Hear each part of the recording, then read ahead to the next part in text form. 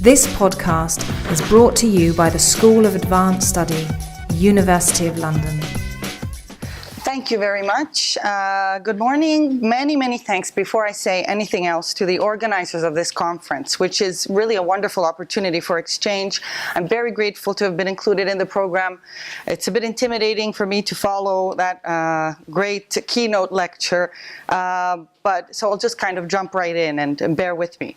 What I'm currently working on and would like to talk about today is the work of one Thomas Salusbury, whom you may know as the author of the first published translation. There was a previous unpublished one 30 years earlier, but the first published translation into English of Galileo Galilei's groundbreaking Dialogo dei Massimi Sistemi, originally published in 1632.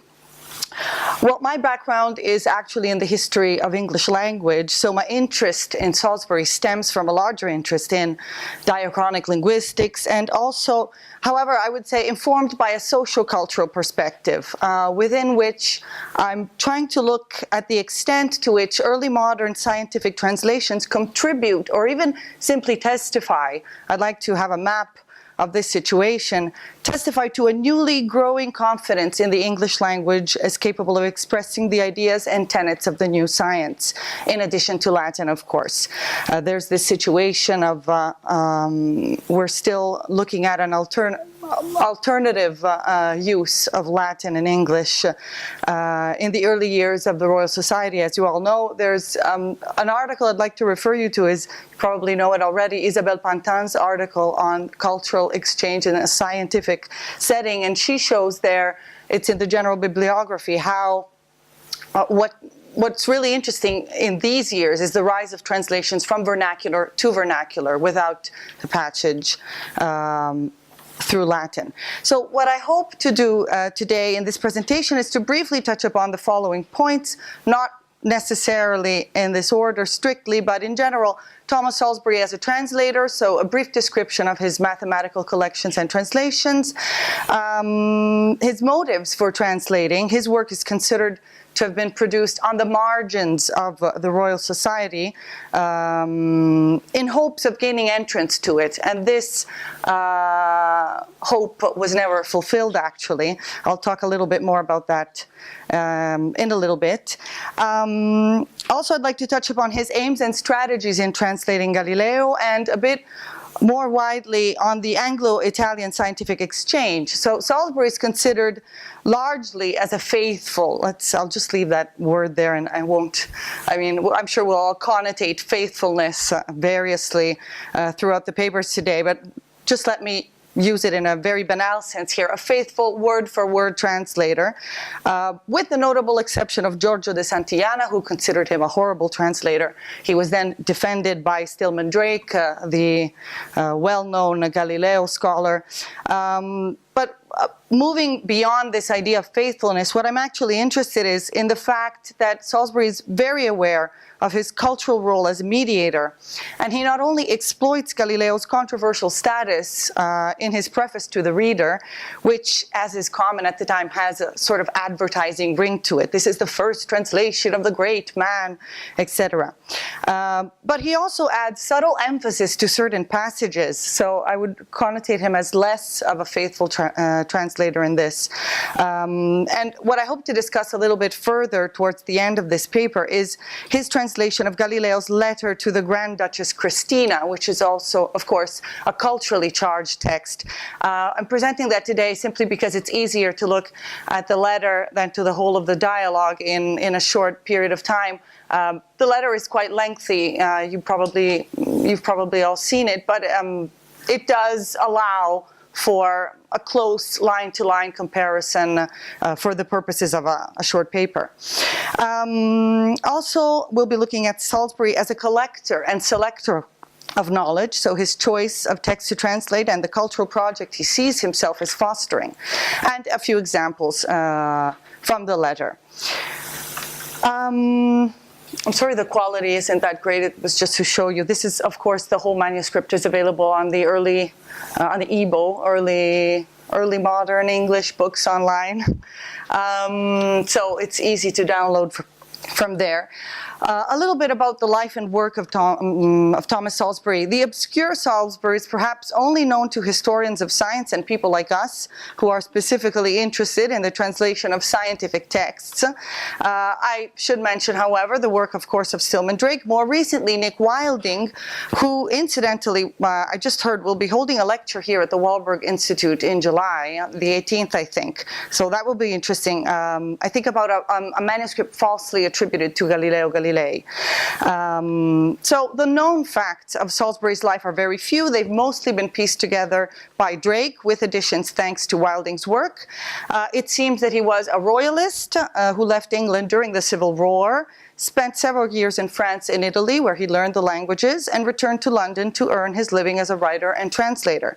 Wilding notes that there is no trace of him in the papers of the Royal Society. So his hope of being admitted to the society through his work of translation was actually thwarted. So if indeed he had embarked on this impressive project with this hope, Wilding imagines that there must have been some reasons.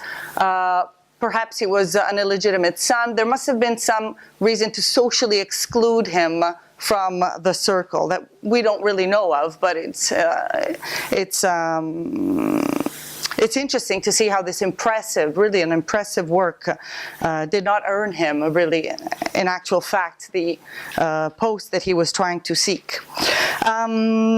All the same, an endeavor of these proportions, and I'll briefly describe the two volumes, which are each divided into two tomes, testifies to his faith in the need for scientific knowledge to be available in English. Of course, the idea that modern languages were suitable to the expression of a new philosophy is inherent in the very decision taken by Galilei to embrace his own mother tongue in his Dialogo dei Massimi Sistemi. And this might be at least one of the reasons, along with the more obvious ones, that led Salusbury to tie his fortunes to Galileo's name by producing this first published translation of the Dialogo and many other writings by Galilei. So, a brief description of Volume 1, Tome 1.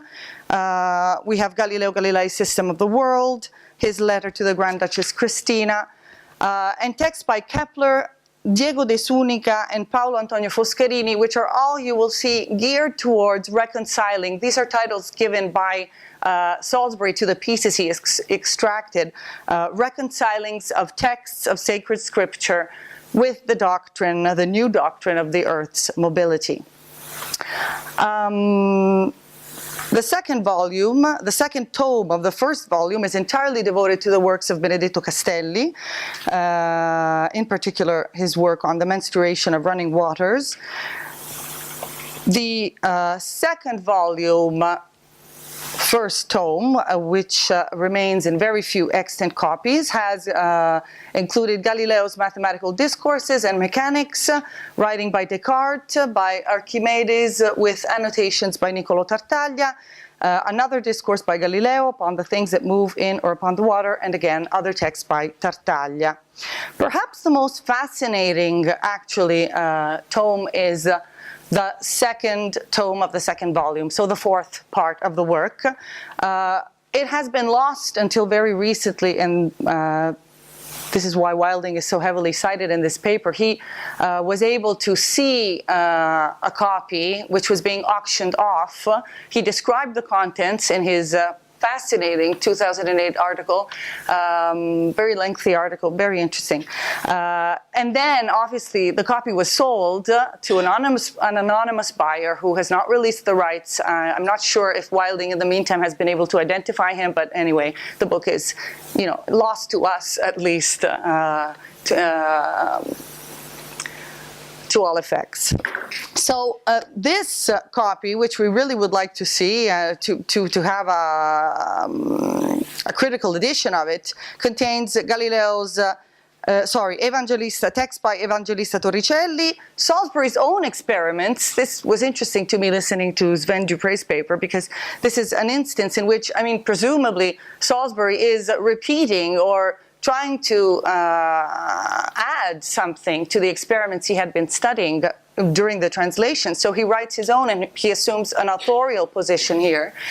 And again, very interesting, Galileo's life in 5 books, authored by Thomas Salusbury. And this is the first biography of a certain extent in any language of Galileo's life. And according to Wilding, and he explains why in his article, it contains a new and provocative explanation for the trial. So I think we should really hope that this buyer understands how important this text would be for the scientific community. So this, as you've seen, the 4 volumes are quite an impressive project.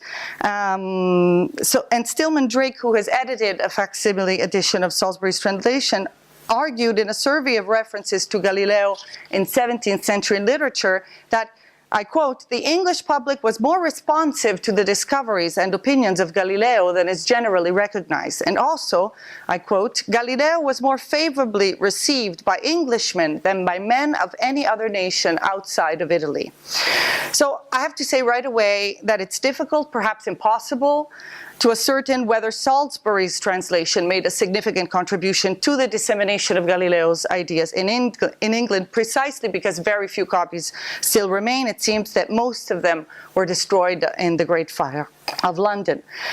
Drake admits that not many works referring to Galileo make reference to the translation in the years following its publication, so the network of references is a bit sparse.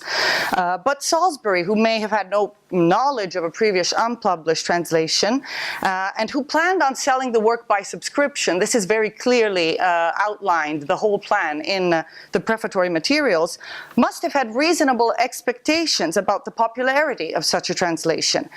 Perhaps partly responding to a growing demand in England for Galileo's texts, or even hoping to create momentum by advertising the book as the first of its kind.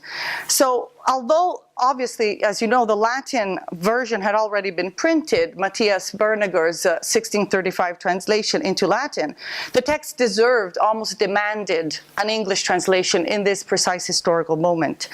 So I find it noteworthy that a new English translation should be produced independently, 30 years after the Latin one, this time finding both a printer and an audience willing to subscribe to the project, and that the translator should attach to this work high hopes of being remembered by posterity, as the dedication and letter to the reader clearly indicate. Times had changed, and Latin was not to remain the only language of science for long. So just some brief points about his aims and translation strategies. Briefly about the dialogue, which has been mostly studied in Italy by a linguist, Maurizio Gotti, and then moving on to the examples from the letter to the Grand Duchess Christina. So looking closely at a sample of the dialogue, Gotti again identifies faithfulness as a major feature of Salusbury's work, both in rendering the single lexemes and also in reproducing the whole of the original text, which, as we know, is not a given in the period that we're studying. So I think what many commentators mean when they mean faithful, many linguists I mean, is what they is the care that the translator took in not omitting anything. Sometimes it's as basic as this, in not omitting anything from the translation. And Salusbury takes care to use direct equivalents of Galileo's specialized terms whenever possible. He strives to preserve the literary quality of Galileo's prose. Gotti concludes that the translation is characterized, he says, by clarity and precision. And those, of course, are the linguistic tenets of the Royal Society. So it would be also interesting to think of Salusbury as trying to conform to a linguistic norm that was emerging, again, in hopes of gaining admittance to the scientific community. And one might remember Thomas Pratt's famous complaint about the disorganized mass of the English language that was in desperate need of fixing and refining in the first years of the Royal Society. Salusbury's concern for exactness led him to paraphrase, coin new words through borrowing and calking, and rely on semantic innovation. And again, as with the wider context of the transmission of scientific content, it's hard to say, thinking again about the language, whether the translation had a direct influence on the development of English, of scientific English, or on the Lexis in particular. However, again, it is an important instance of a translation from vernacular to vernacular that testifies to a shift in linguistic sensibility. A few examples from the dedication page and letter to the reader that I've collected just to show you how aware he is of his role. Of course, he starts, Salusbury begins with the requisite protestations of humility due to his secondary role with regard to authorship, were I anything but the translator. But then, right away, he immediately underlines the novelty of this enterprise, talking about a collection of some of the greatest masters in the world that never made English till now. So again, there's this advertisement ring to it, of course, but it shows how invested he was in his enterprise. So yes, it is of course a form of advertisement, but his pride in introducing the English public to a figure of such cultural significance as Galileo is palpable. And while mentioning certain inevitable lapses in a work of this nature, the translator prefers to focus on his innovative contribution in Englishing his authors. He returns to the well-worn Renaissance clothing metaphor to express his trust in the fact that although the dress has been changed, the semantic core of the text has been preserved. The strangers finally have an English habit. Galileos and Kepler are now brought before you in English habit, having changed their Latin, Italian, and French, whereby they were almost strangers to our nation. This is striking to me because, of course, fellows of the Royal Society would have read Galileo in Latin. So again, there's a movement between the Royal Society, but also trying to construct and open up a different audience, a wider readership of cultured gentlemen who were not fellows, but who would still wish to read Galileo. Clearly, Salusbury means to uphold the right of the educated layman and the scientists alike to read in their own language. He says, mathematical learning hath been so sparingly imparted to our countrymen in their native English that in compliance with the inclinations of such as are mathematically disposed, more especially those who either want time or patience to look into the vulgar or unstudied languages. Again, to characterize Latin as unstudied is striking to me here. I did adventure upon this work of translating. So he's constructing a new kind of audience. Salusbury further states that he has tried to avoid studied pedantry. He has been careful in contriving a pleasant and beautiful impression. So the classical values of literature really are upheld in this translation, instructing through pleasant form. And he stresses that translations must read as naturally as possible. He repeats several times that he has tried to respond to an existing demand for English versions of scientific texts. And he also expects that his translations will have something to add to his nation's linguistic culture. I think the key statement in this letter is his idea that he chose. He says, those authors and treatises which I judged would most grace our language.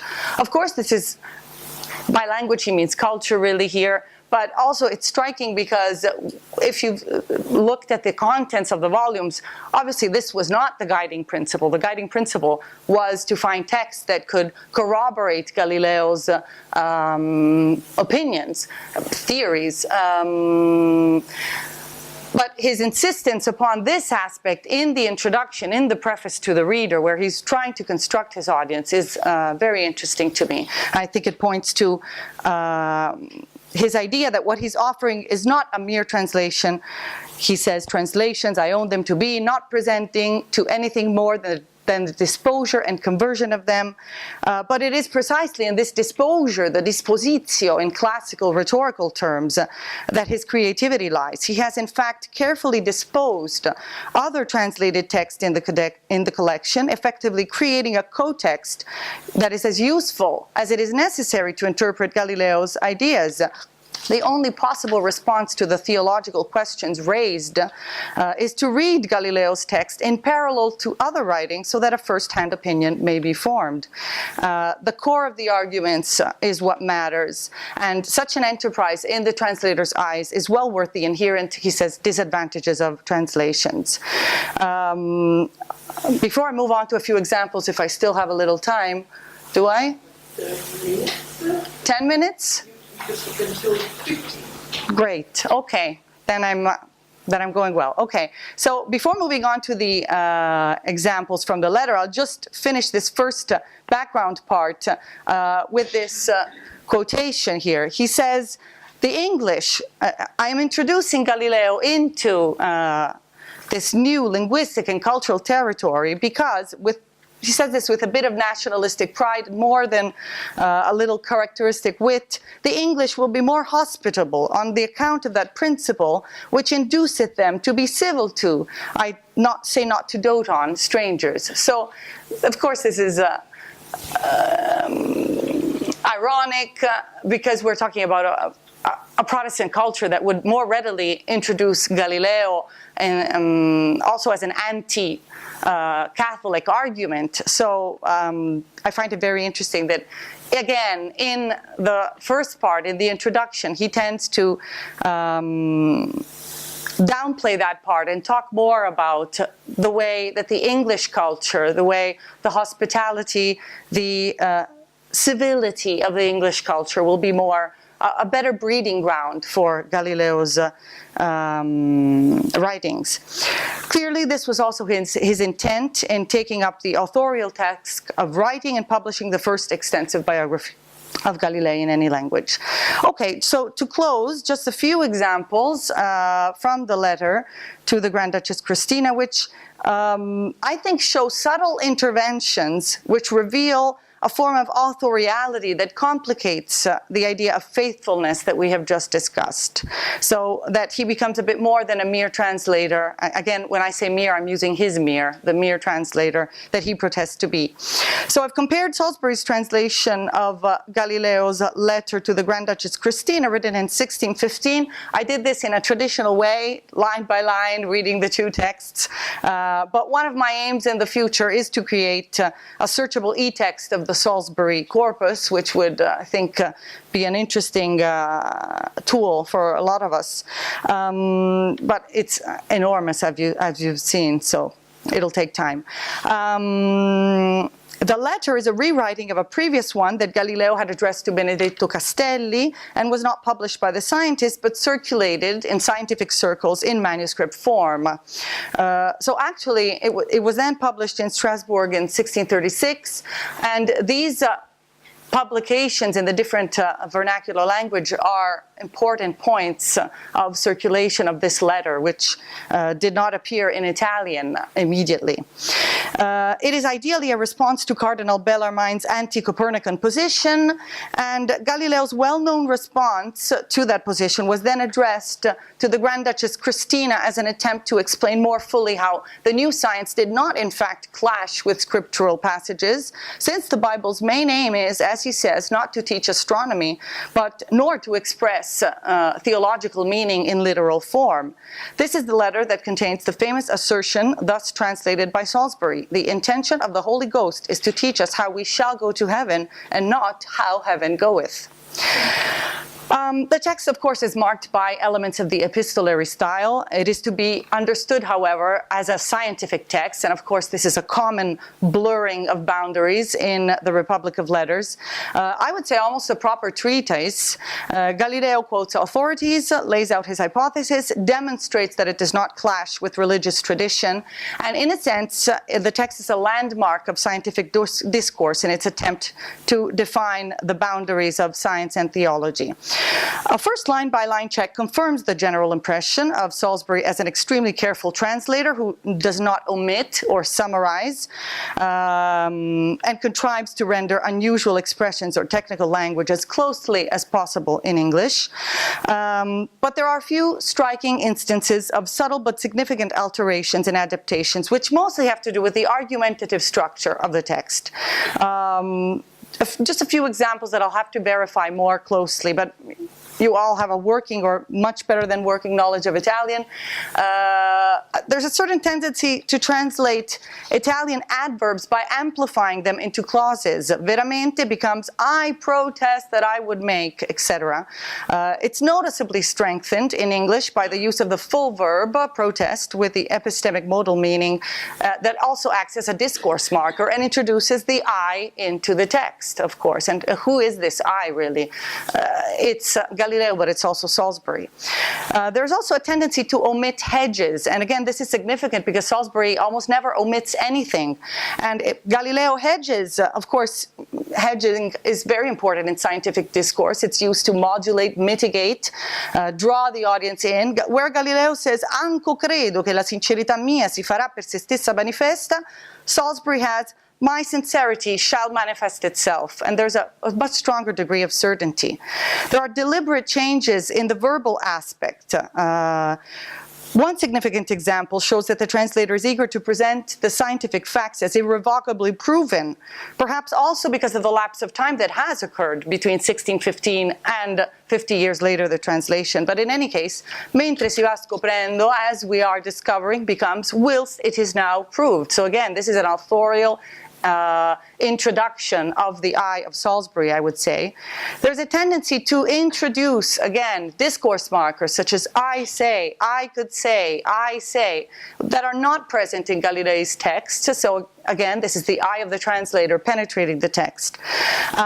There's also a tendency to translate the Italian verb dovere, which could variously be translated as must, shall, have to, ought to, but there's a striking tendency to almost always translate it as ought to, and to transform impersonal Italian, non si dovrebbe, into, this is just one example of many, I have to say, into we ought not to, so that it becomes a call upon the scientific community as a whole for action towards implementing the methods of the new science.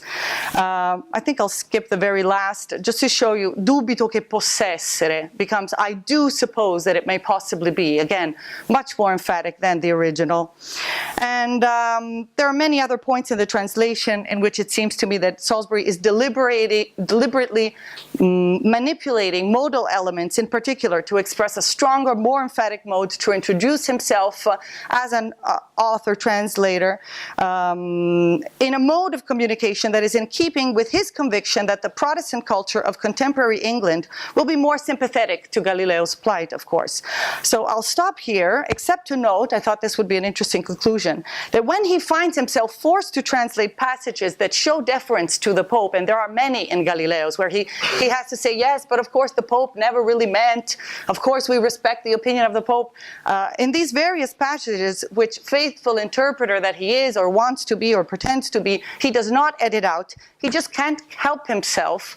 He remembers his role. He apologizes in a gloss to the text. I'm sorry I wasn't able to include a photograph, but there's a gloss close to these passages that says, if this passage seem harsh because it's biased for the Pope, the reader must remember that I do but translate. So I think I'll stop there, and thank you very much for your attention.